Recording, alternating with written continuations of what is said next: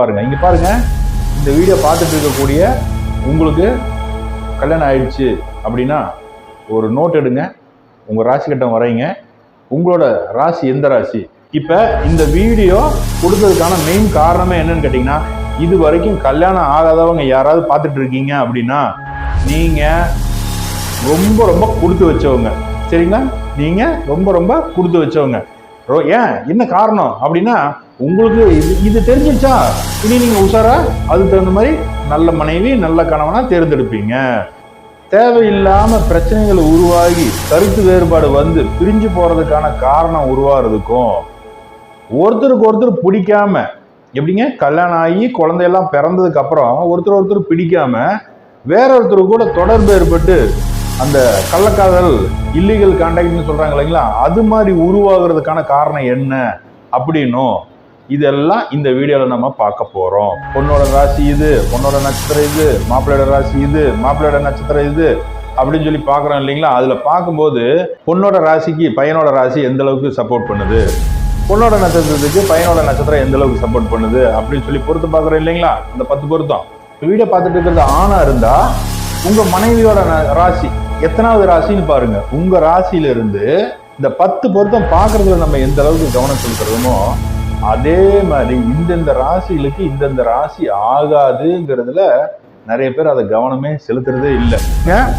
ராசிக்கு ராசி சஷ்டாஷ்டகம் ஆகக்கூடாது. அப்படி ஆச்சு அப்படின்னா பெரிய தொந்தரவை கொடுக்கும்.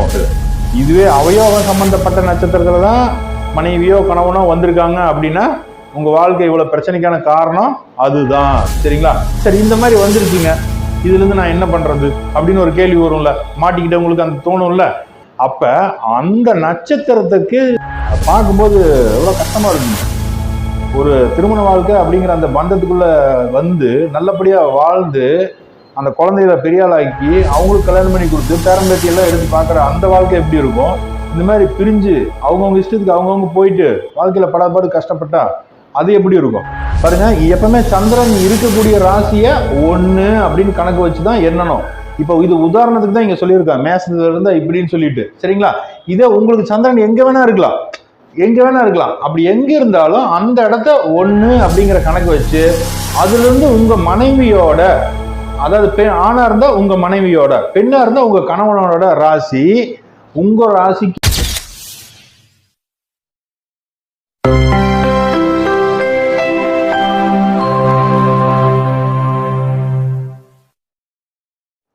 அனைவருக்கும் இனிய வணக்கங்கள்.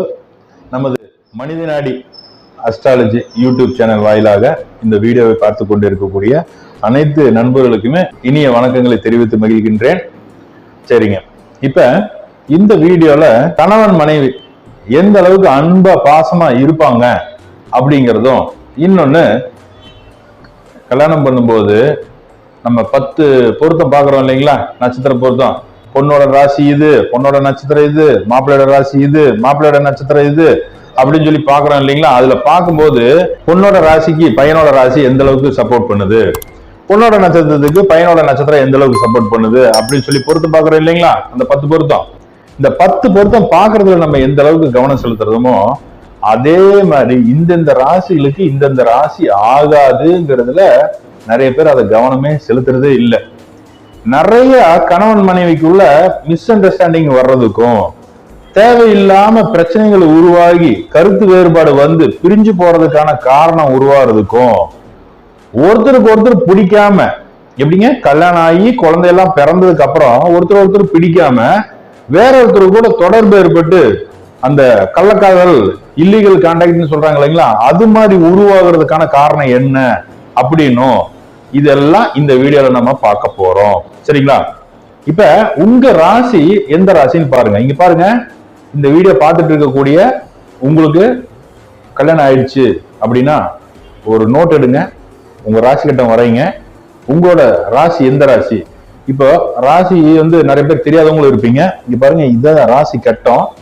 இதுல இங்கிருந்து வரக்கூடாது, இங்க முதல் கட்டத்தை விட்டு 2வது கட்டம். இது மேசம், இது ரிஷபம், இது மிதுனம், கடகம், சிம்மம், கன்னி, துலா, விருச்சகம், தனுசு, மகரம், கும்பம், மீனம். இதுதான் இந்த 12 ராசி கட்டத்துக்குள்ள ஒவ்வொரு ராசியும் என்னென்ன அப்படிங்கிற கணக்கு. சரிங்களா?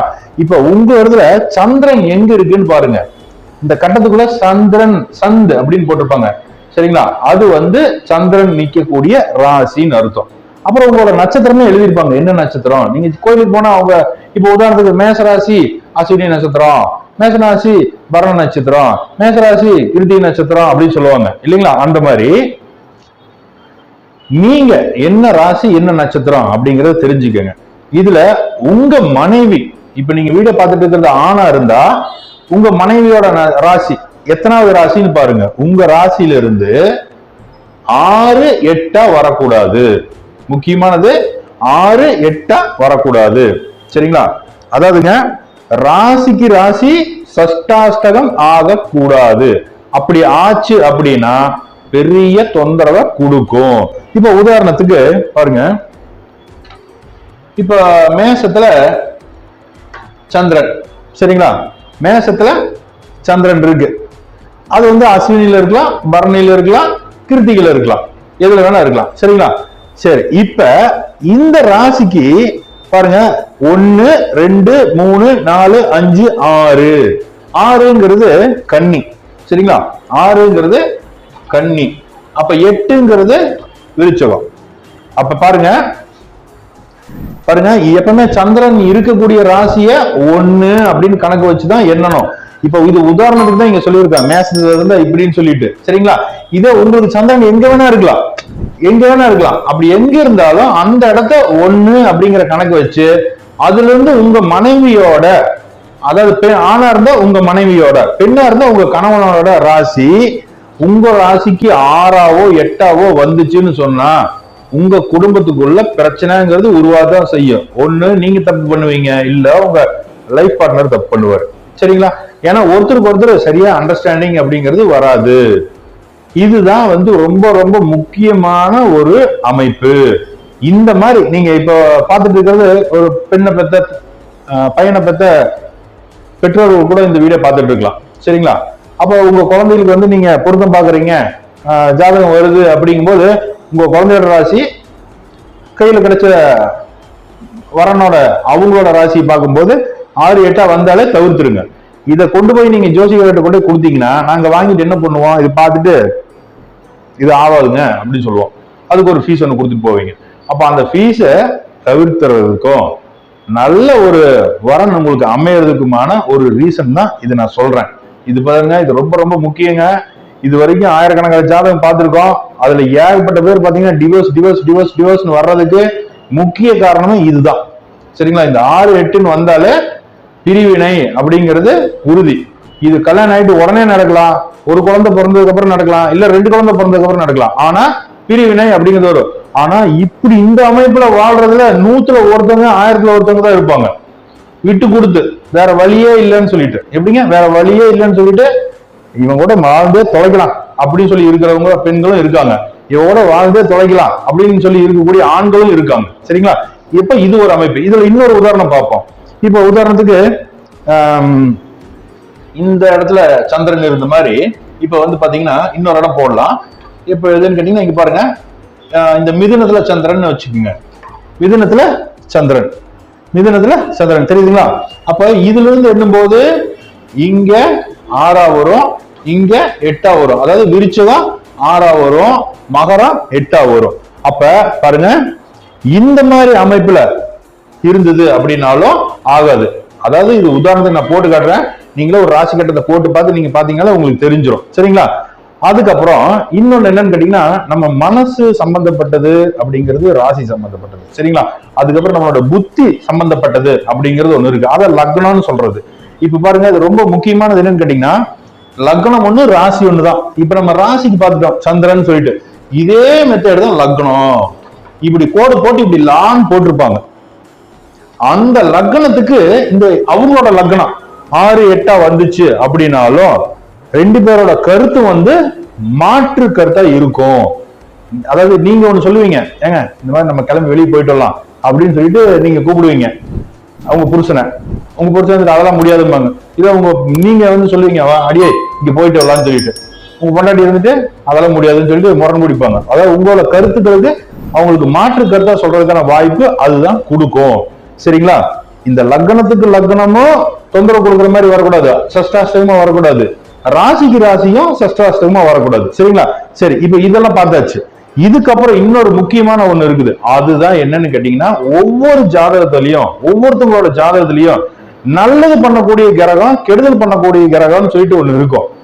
அதுதான் ரொம்ப ரொம்ப முக்கியம். இங்க 10 பொருத்தத்துல 8 பொருத்தம் இருக்கு, 9 பொருத்தம் இருக்கு, 7 பொருத்தம் இருக்கு, 10 பொருத்தம் இருக்குன்னு சொல்லிட்டு கல்யாணம் பண்ணி வச்சிருவாங்க. நேற்றுக்கு கூட ஒரு ஜாதகம் ரொம்ப உண்மையிலே அவ்வளவு ஒரு கொடுமையான ஒரு விஷயம். சரிங்களா? அது விஷயம் வேண்டாம், ஆனா அது என்னன்னு மட்டும் சொல்றேன் நான்.